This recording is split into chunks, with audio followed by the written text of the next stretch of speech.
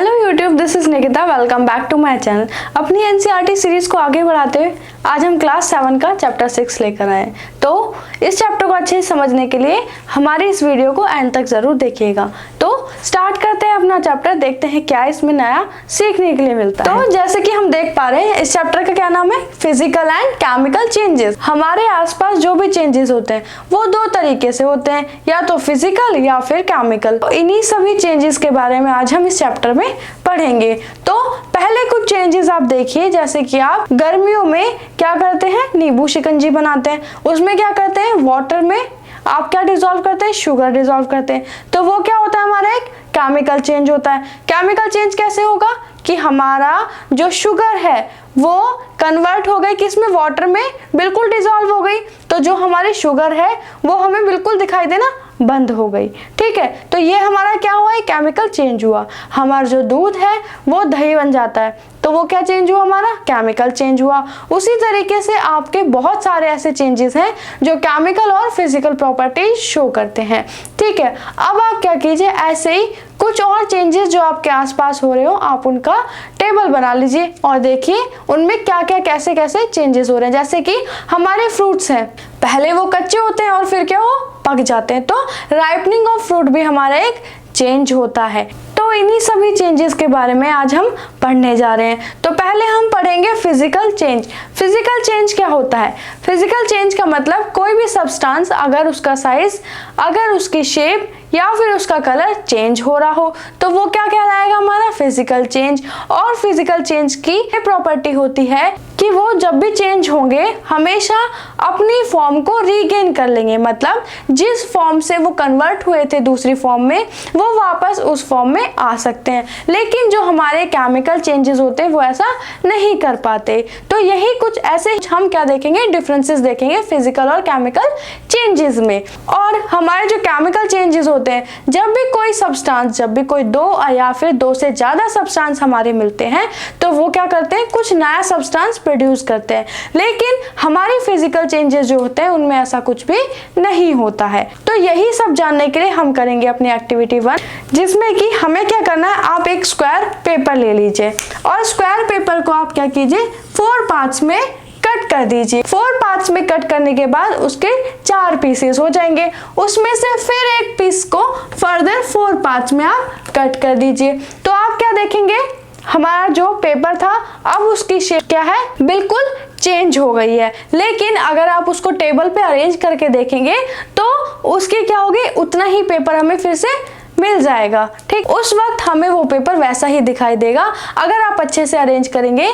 तो जैसे हमने उसे कट किया था, कट करने से पहले जैसे वो दिखाई दिया था उसी तरीके से वो हमें दिखाई देगा। जैसे कि हम कुछ और एग्जांपल लेना चाहें अगर फिजिकल चेंज के, तो जैसे कि आपका रबर बैंड है, आप उसको खींचेंगे तो क्या होगा, उसकी शेप चेंज हो जाएगी। बट आप उसको फिर से रिलीज करेंगे, छोड़ेंगे तो वो अपनी शेप फिर से रीगेन कर लेगा, मतलब वापस से वही शेप वो ले लेगा।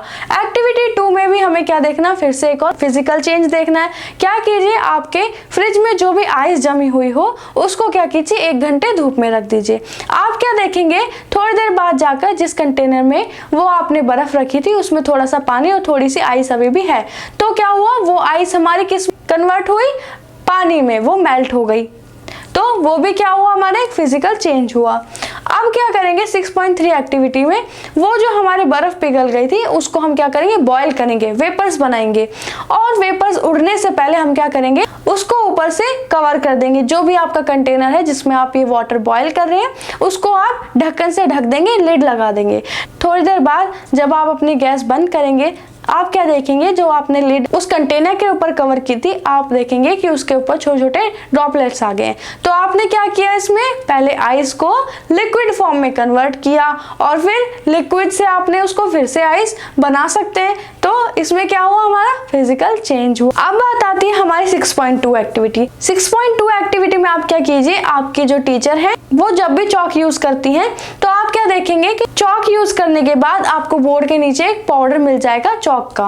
अब आप क्या देखेंगे, पहले वो चॉक स्टिक फॉर्म में थी एंड जब मैम ने काम किया, टीचर ने काम किया, उसके बाद वो पाउडर फॉर्म में हो गई। तो इसमें क्या हुआ, उसमें फिजिकल चेंज हुआ। हमारी जो चॉक थी उसका क्या हुआ, हमारी शेप चेंज हुई। अब अब आपको अगर उसकी शेप फिर से रीगेन करनी है तो आप क्या कीजिए, चॉक का पाउडर ले लीजिए, या फिर अगर आपके पास ना हो तो आप क्या कीजिए, उस चॉक को क्रश कर लीजिए, उसका एक पेस्ट बना लीजिए पानी डालकर, और आप फिर से उसकी एक चॉक स्टिक बना सकते हैं धूप में उसको सुखा करके।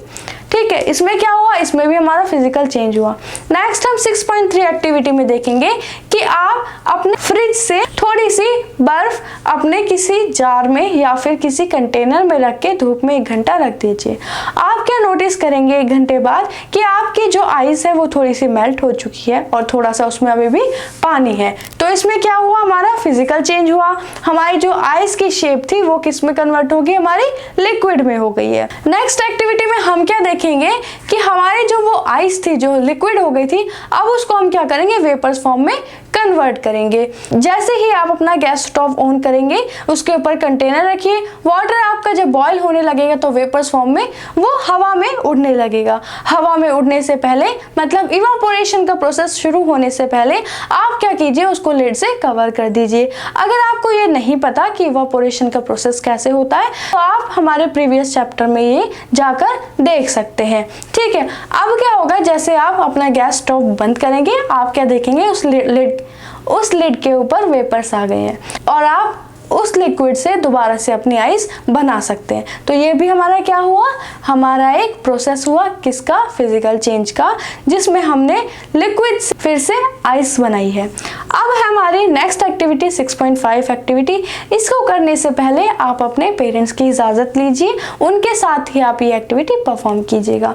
इसमें आपको क्या करना है, एक आयरन की स्ट्रिप लेनी है और आपके घर में जिससे आप रोटी बनाते हैं, आपकी मम्मा जिससे रोटी बनाती हैं, वो चिमटा ले लीजिए और आप क्या कीजिए, उस आयरन की स्ट्रिप को कैंडल या फिर गैस की हेल्प से उस स्ट्रिप को आप गर्म करेंगे। आप देखेंगे थोड़ी देर बाद उसने अपना कलर चेंज कर लिया, वो रेड कलर की हो गई है। अब जैसे ही आप उसे गैस से हटाएंगे, अपने गैस बंद करेंगे, तो फिर से वो अपना कलर पहले जैसा करने लगेगा। तो इसमें क्या हुआ, इसमें फिजिकल चेंज हुआ। उसने क्या किया, उस स्ट्रिप ने अपना कलर चेंज किया, रेड किया, उसके बाद उसने फिर से वही कलर अपना रीगेन कर लिया। अब देखेंगे हम अपनी दूसरा चेंज जो कि केमिकल चेंज है। जैसे कि हमने जाना हमारे आसपास जो भी चेंजेस होते हैं वो 2 तरीके से होते हैं, फिजिकल या फिर केमिकल चेंजेस। अब बात आती है केमिकल चेंज की।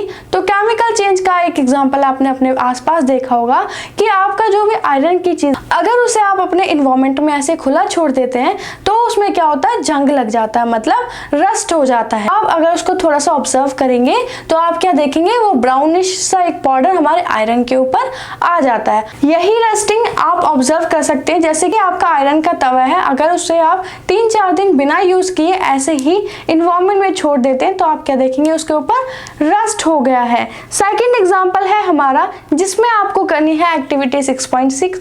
उसमें आपको क्या करना है, मैग्नीशियम का एक रिबन लेना है और इस एक्टिविटी को अगेन अपने पेरेंट्स के साथ करिएगा या फिर अपने टीचर की हेल्प से ही कीजिएगा।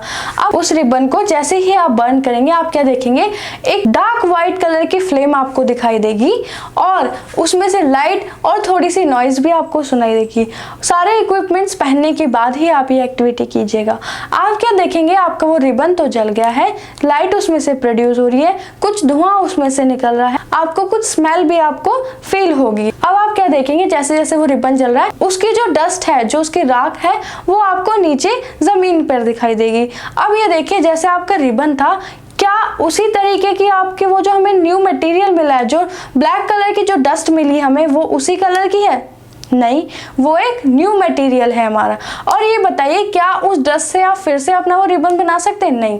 तो ये क्या हुआ हमारा, दोबारा से हम ना वो सब्सटेंस रिगेन नहीं कर सकते। तो ये कौन सा हमारा प्रोसेस हुआ, ये हुआ हमारा केमिकल चेंज का प्रोसेस। अब ये हुआ कैसे, हम ये देखेंगे अपने इस रिएक्शन के थ्रू। जैसे ही मैग्नीशियम हमारा जला, किसकी प्रेजेंस में जलेगा, वो ऑक्सीजन की प्रेजेंस में जलेगा। अगर आप ये नहीं जानते कि फ्लेम्स हमारी किस प्रकार से जलती है, उनको ऑक्सीजन की जरूरत होती है या नहीं होती है, तो ये आप हमारे प्रीवियस चैप्टर में जाकर देख सकते हैं।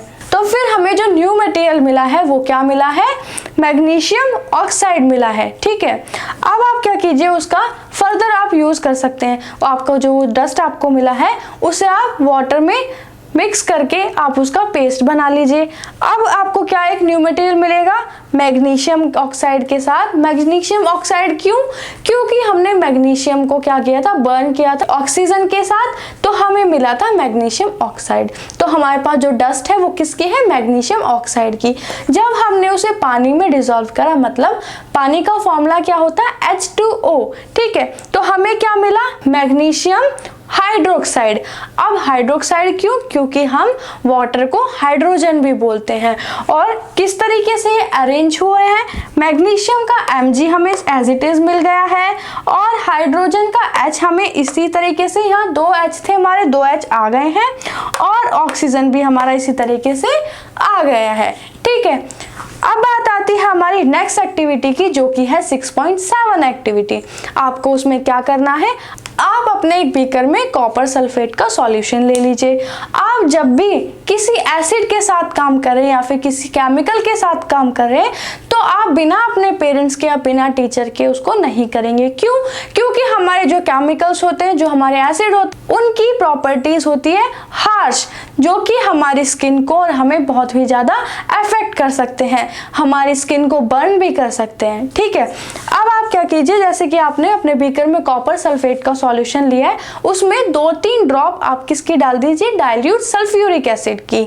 आप क्या देखेंगे, उसका कलर चेंज हो गया है, वो ब्लू कलर का हो गया है, ब्लू विट्रोल भी बोलते हैं, जैसे नीला तोता। अब आप क्या कीजिए, उस बीकर में से थोड़ा सा सॉल्यूशन अलग निकाल के रख लीजिएगा। आपका जो बीकर वाला सॉल्यूशन था, उसमें आप आयरन की नीडल डाल सकते हैं या फिर शेविंग वाला ब्लेड भी डाल सकते हैं। अब आप क्या देखेंगे, उसका कलर चेंज हो गया है, वो ग्रीन कलर का हो गया है केमिकल। अब आपने जो अपना वो थोड़ा सा सॉल्यूशन अलग निकाल के रखा था, उससे आप कलर कंपेयर कर सकते हैं। अब ये कैसे हुआ, हम फिर से अपने ये रिएक्शंस के साथ जानते हैं। क्या लिया था, कॉपर सल्फेट का सॉल्यूशन, ठीक है, और उसमें आपने क्या डाल दिया, आयरन। तो आयरन जब हमारा कॉपर सल्फेट के साथ रिएक्ट होगा, तो जो ब्लू कलर का हमारा कॉपर था वो किस में चेंज हो जाएगा, ग्रीन कलर के आयरन सल्फेट में। तो यहाँ पर हुआ क्या कि जो हमारा कॉपर का सल्फेट था, वो सल्फेट हमारा किसके पास आ गया, आयरन सल्फेट के पास, ठीक है। कलर हमारा ग्रीन हो गया क्योंकि हमारे कॉपर सल्फेट के साथ आयरन ने रिएक्शन की है कुछ। अब देखिए ये कॉपर कहाँ चला गया। अब जब आप उस आयरन नीडल को अपने उस सॉल्यूशन से बाहर निकालेंगे, तो आप क्या ऑब्जर्व करेंगे कि आपकी उस आयरन नीडल पे या फिर आपके उस ब्लेड पे एक ब्राउनिश सा सब्सटेंस आ गया है, जो कि हमारा क्या होगा, कॉपर होगा, जो कि हमारा एक न्यू सब्सटेंस होगा, जो इस एक्टिविटी से, इस केमिकल चेंज से हमें प्राप्त हुआ है या मिला है। अब ये केमिकल चेंजेस और कहाँ कहाँ होते हैं, हमने जैसे प्रीवियस अपना चैप्टर पढ़ा है फोटोसिंथेसिस का, वो हमारा क्या हुआ, वो भी हमारा केमिकल चेंज हो रहा है। हमने डाइजेशन वाला चैप्टर पढ़ा, उसमें जो हमारे सारे चेंजेस हो रहे थे, हमारे जो केमिकल्स रिलीज हो रहे थे बॉडी में, वो भी क्या हो रहे थे, हमारे केमिकल चेंजेस हो रहे थे। तो रस्टिंग ऑफ आयरन वाले एक्टिविटी में जो हमें रस्ट मिला था, मतलब हमें जो जंग मिला था, या फिर इस वाली रिएक्शन में हमें जो ब्राउनिश सब्सटेंस मिला था, वो हमारा आयरन नहीं था, वो हमारा आयरन से जो न्यू सब्सटेंस बना है, हमारा आयरन से अलग जो बना है, वो हमारा एक न्यू सब्सटेंस है, बट हमारा वो आयरन नहीं है। तो अब बात आती है एक्टिविटी 6.8 की। उसमें हमें क्या करना है, उसमें आप विनेगर ले लीजिए, जिसको हम एसिटिक एसिड भी बोलते हैं, क्योंकि उसमें एसिटिक एसिड प्रेजेंट होता है, जो कि हमने लास्ट चैप्टर में पढ़ा था, एसिड बेस और सॉल्ट वाले चैप्टर में। उसमें आपको क्या करना है, कुछ पिंच मतलब 2-3 चुटकी आपको क्या करना है, बेकिंग सोडा की मिक्स करनी है।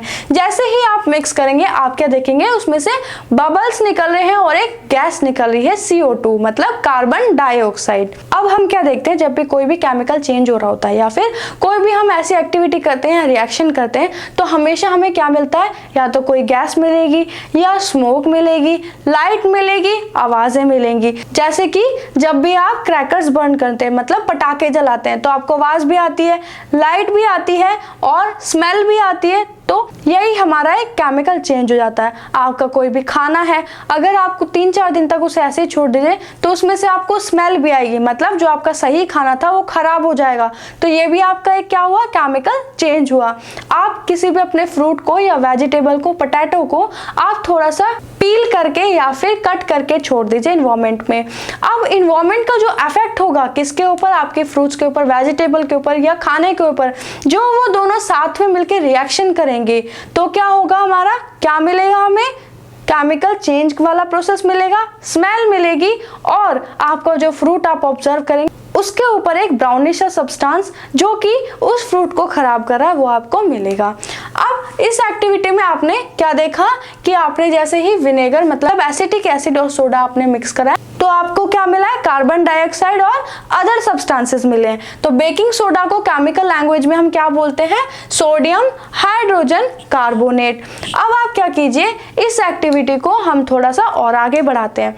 एक बीकर में आप क्या लीजिए या फिर एक ट्यूब में आप क्या ले लीजिए, अपना एसिटिक एसिड और विनेगर ले लीजिए और इसके मुंह को मतलब इसका जो माउथ है उसको अच्छे से सील कर दीजिए और इसमें से एक पाइप ऐसे करके निकाल दीजिए। अब ये पाइप कहाँ जाएगा, ये पाइप जाएगा आपका नेक्स्ट वाले बीकर में। अब के नेक्स्ट वाले बीकर में आपको क्या रखना है, लाइम वाटर रखना है, और ये जो ट्यूब आपने फर्स्ट वाले बीकर में जिसमें कि आपका एसिटिक एसिड और बेकिंग सोडा का सॉल्यूशन था, वो वाली ट्यूब को आपको लाइम वाटर वाले सॉल्यूशन से अटैच कर देना। अब आप जैसे देखेंगे इसमें जो बबल्स फॉर्मेशन होगी या फिर जो भी कार्बन डाइऑक्साइड मिलेगी वो जैसे ही हमारे लाइम वाटर वाली ट्यूब में जाएगी, आप क्या देखेंगे, आपका जो लाइम वाटर है वो कैसा हो गया है, मिल्किश से कलर का, व्हाइट कलर का हो गया है। तो हमें क्या मिला, एक न्यू प्रोसेस करके एक न्यू हमें सब्सटेंस मिला। इसको अगर हम कैसे देखेंगे, अगर रिएक्शन के थ्रू देखेंगे तो देखते हैं, जानते हैं, समझते हैं कि इसमें क्या हुआ। हमें जैसे ही कार्बन डाइऑक्साइड जो कि हमें इस रिएक्शन में से या इससे प्रीवियस वाले रिएक्शन में से एक न्यू सब्सटेंस मिल रही थी, हमने जाना था कि कार्बन डाइऑक्साइड हमारे ब्रीथिंग में भी हेल्प होती है और भी हम कार्बन डाइऑक्साइड से बहुत सारी एक्सरसाइज एक्टिविटी परफॉर्म कर सकते हैं, वो हम अपने आगे आने वाले चैप्टर्स में देखेंगे। ठीक है, अब हम जानते हैं कि जो हमें प्रीवियस वाली एक्टिविटी में से, विनेगर वाली एक्टिविटी में से जो न्यू सब्सटेंस कार्बन डाइऑक्साइड मिला था, जब हमने उसे इस तरीके से नेक्स्ट वाली एक्टिविटी लाइम वाटर वाली एक्टिविटी में यूज किया तो क्या हुआ। तो जब हमने कार्बन डाइऑक्साइड को, जो हमारी न्यू गैस मिली थी, उसको लाइम वाटर से हमने क्या किया, मिक्स किया लाइम वाटर में, जिसका फॉर्मूला हमारा होता है किसका, लाइम वाटर का, CaOH2। ठीक है, तो हमने जब ये दोनों चीजें मिक्स की तो हमें क्या मिला, कैल्शियम कार्बोनेट। ठीक है, अब आती है बात हमारे नेक्स्ट पॉइंट की, जो कि है रस्टिंग ऑफ आयरन।